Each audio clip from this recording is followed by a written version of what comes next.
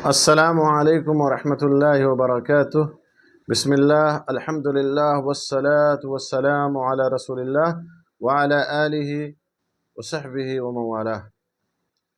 محترم ناظرین، حمد و صلوات کے بعد میں نکاح کے ارکان اور نکاح کے شرائط کے بارے میں کچھ باتیں آپ کے سامنے رکھنا چاہتا ہوں۔ اس سے پہلے نکاح کی اہمیت اور فضیلت آپ کے سامنے بیان کی گئی اور یہ بتایا گیا کہ نکاح نبی صلی اللہ علیہ وسلم کی اور نبی صلی اللہ علیہ وسلم کے علاوہ تمام نبیوں اور پیغمبروں کی سنت مستمرہ رہی ہے، لہذا نکاح کے جو احکام اور آداب ہیں ان کا بھی علم ایک مسلمان کو ہونا چاہیے، اور خاص کر کے نکاح کے کیا ارکان ہیں اور نکاح کے کیا شرائط ہیں۔ تو سب سے پہلے نکاح کے ارکان کے بارے میں، عقد نکاح کے جو ہے 3 ارکان ہیں، جیسا کہ اہل علم نے ذکر کیا۔ پہلا رکن ہے کہ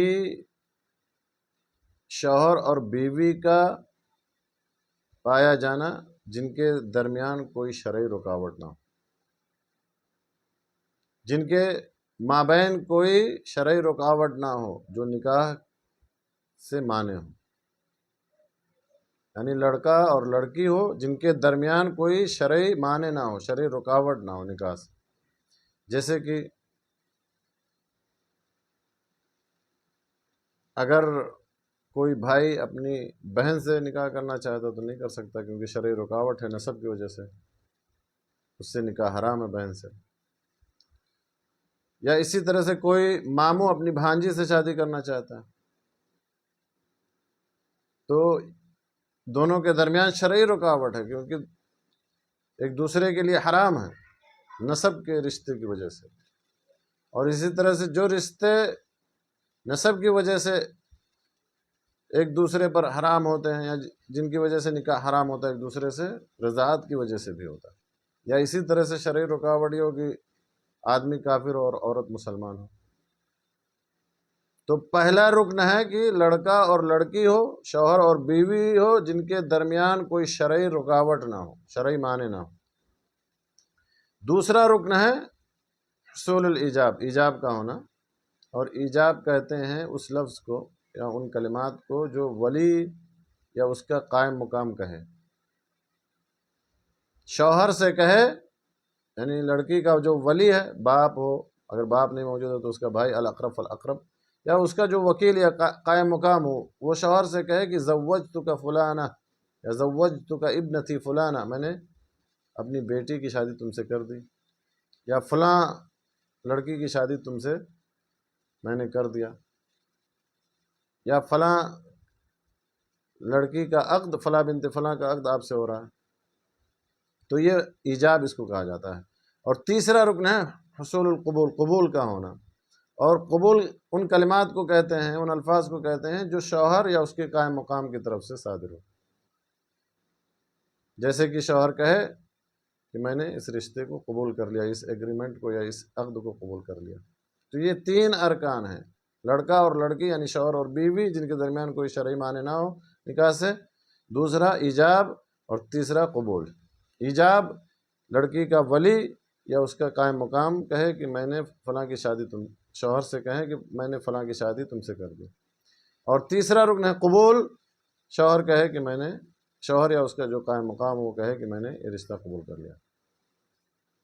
نکاح کے صحیح ہونے کی شرائط کیا ہیں؟ تو نکاح کے صحیح ہونے کی شرائط جیسا کہ اہل علم نے ذکر کیا ہے 4 شرائط ہیں۔ پہلی شرط ہے کہ لڑکا اور لڑکی یا شوہر اور بیوی ہر ایک کا ان میں سے متعین ہونا، چاہے نام کے ذریعے سے متعین ہو، چاہے اشارے کے ذریعے سے، چاہے صفت کے ذریعے سے۔ جیسے کسی کی 3 لڑکیاں ہیں اور کسی کے 3 لڑکے ہیں، تو یہ نہیں کہا جا سکتا کہ جو ہے فلاں کی بیٹی کی شادی آپ کے بیٹے سے ہوگی، نہیں، نام کے ذریعے سے تعین ہونا کہ فلاں کی بیٹی جس کا نام یہ ہے، یا اشارے کے ذریعے سے کہ یہ لڑکی ہے، اس کا نکاح تم سے ہو رہا ہے، یا پھر وصف کے ذریعے سے کہ بڑی لڑکی، چھوٹی لڑکی، درمیانی لڑکی۔ اسی طرح سے لڑکے کا بھی تعین ہونا ضروری ہے، یعنی کہ 3 لڑکے ہیں اور کہہ دیا کہ میں نے جو ہے فلاں لڑکے سے یا فلاں کے لڑکے سے آپ کا اس لڑکی کا نکاح ہو رہا ہے، یعنی لڑکے کا تعین بھی ضروری ہے۔ تو پہلی شرط ہے تعین، لڑکی اور لڑکے کا متعین ہونا۔ دوسری شرط ہے کہ شوہر اور بیوی کا ایک دوسرے سے راضی ہونا۔ اللہ کے نبی صلی اللہ علیہ وسلم کا فرمان ہے لا تنکح الایم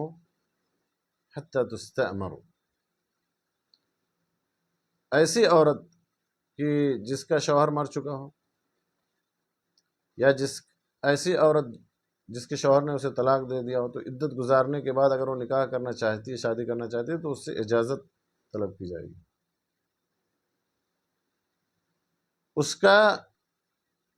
اس کی مرضی کے بارے میں پوچھا جائے گا۔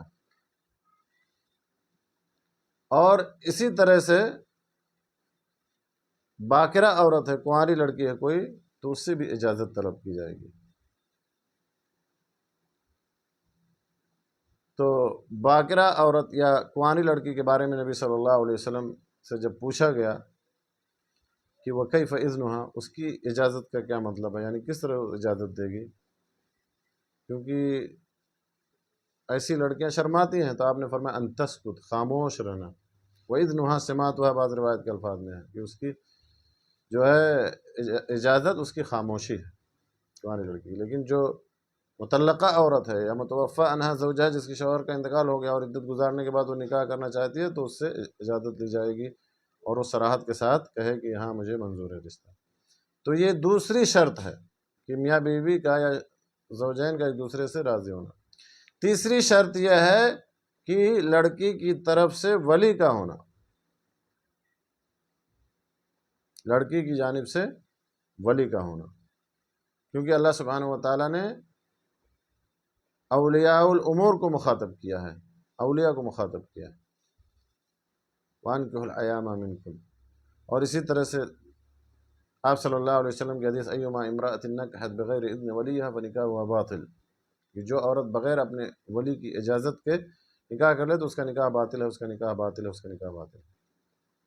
تو لڑکی کی جانب سے ولی کا ہونا، ولی اس کا باپ ہوگا، اس کا باپ موجود نہیں تو اس کا بھائی ہوگا، اس کا بھائی موجود نہیں تو اس کا چچا ہوگا، الاقرب فالاقرب۔